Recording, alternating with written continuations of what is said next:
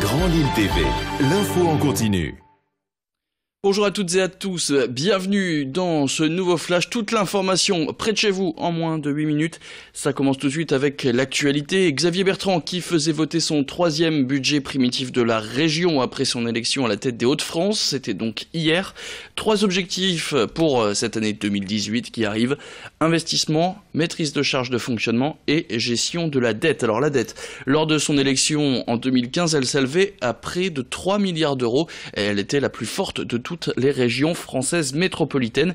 Depuis, d'après les chiffres de la région, les dépenses de fonctionnement ont été réduites de 101 millions d'euros cette année et elles le seront de 86 millions d'euros l'année prochaine. Du côté de l'investissement, ce budget annonce 720 millions d'euros pour la région, ce qui portera le bilan de la totalité du mandat à près de 4 milliards d'euros investis pour le besoin des collectivités en transport ou encore dans les lycées. Plus d'explications au micro de Xavier Silly. Il n'y a pas de fiscalité qui augmente du tout. Non, on reçoit un peu plus de produits économiques parce que l'industrie, l'entreprise, l'économie régionale se porte mieux. Au contraire, la fiscalité carte grise baisse comme nous nous étions engagés chaque année. Non, donc il n'y a absolument pas. Il y a un dynamisme des bases fiscales sur lesquelles nos dotations sont calculées qui s'améliore, mais l'impôt des concitoyens n'est absolument pas pris en compte. Et je voudrais rappeler à nos 6 millions d'habitants qu'ils ne payent aucun impôt régional. Ça veut dire qu'il n'y a pas de taxe d'habitation, il n'y a pas de taxe foncière. D'ailleurs, les concitoyens le lisent. La région n'existe pas sur les feuilles d'imposition. Elle n'existe qu'au moment d'acheter une voiture et d'immatriculer une carte grise à hauteur de 33 € par cheval fiscal. Quand on a des petites cylindrées, ça ne coûte pas très cher. Et sans transition, à 10 jours de Noël, les cadeaux sont presque tous achetés et emballés. Chacun sa technique pour trouver les objets qui feront le plus plaisir à son entourage. Mais de plus en plus de personnes se dirigent vers la vente par Internet, une solution pratique qui permet surtout de gagner du temps. Mais vous êtes-vous déjà demandé comment votre commande arrivait jusqu'à votre porte? La réponse se trouve déjà sûrement du côté de M, au Centre Mondial Relais, l'un des plus gros livreurs de colis de France. Pour cette entreprise, la période de Noël est forcément très importante au vu du nombre de paquets qui défilent. Et pour que chaque colis puisse arriver à l'heure avant les fêtes, des machines impressionnantes de technique tournent 24 heures sur 24. Alex Tessier a poussé les portes d'un lieu qui aide le Père Noël chaque année depuis maintenant plus de 20 ans. Vous cherchiez l'antre du Père Noël, on l'a trouvé pour vous, Mondial Relais à M.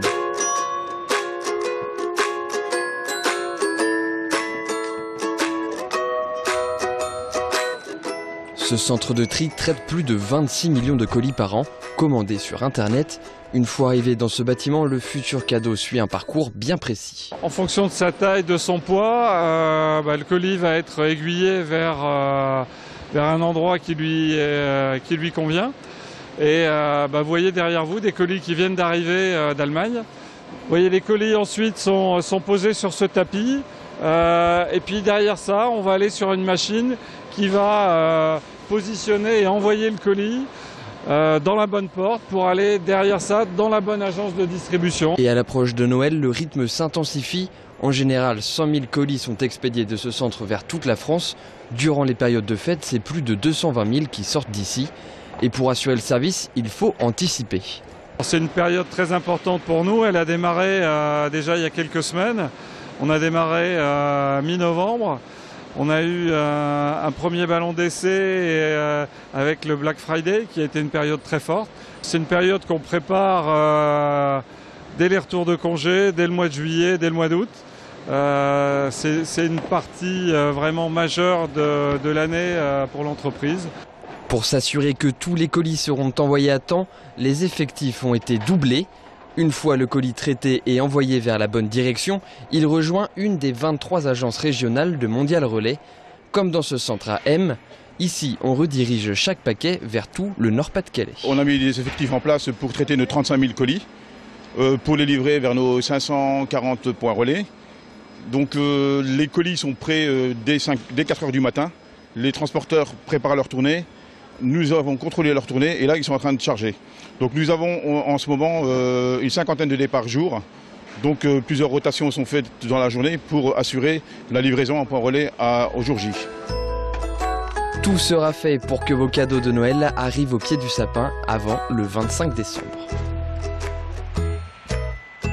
Allez, retour à l'actualité. Ce week-end, peut-être un nouveau titre de Miss France pour le Nord-Pas-de-Calais. Demain, samedi, la région sera représentée par Maëva Cook, une étudiante lilloise en droit qui est née à Ferques, près de Boulogne-sur-Mer. Maëva Cook qui nous avait d'ailleurs rendu visite dans nos studios juste après son élection de Miss Nord-Pas-de-Calais. On l'écoute.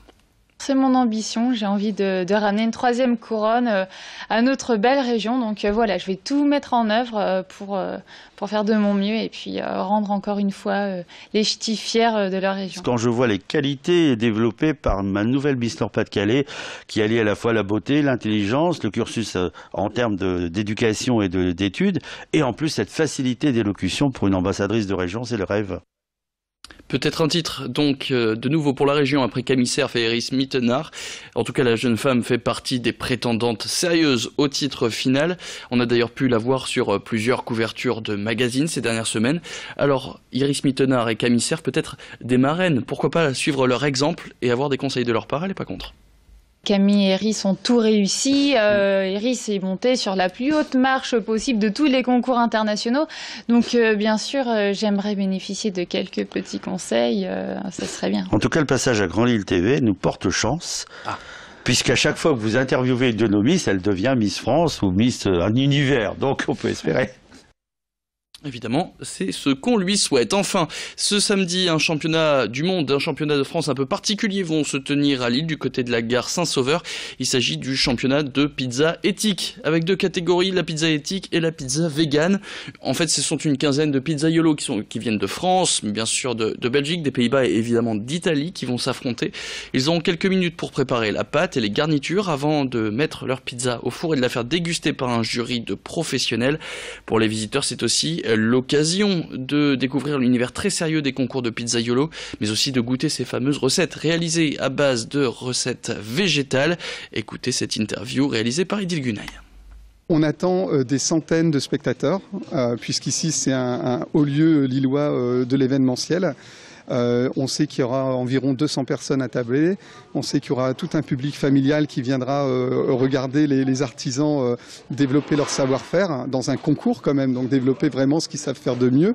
C'est spectaculaire. Donc on va voir des artisans travailler dans les règles de l'art, un petit peu comme on peut le voir dans les concours de MOF ou voilà, des grands concours de cuisine, mais là adapté à la pizza. Donc tout ça sera visible par le spectateur.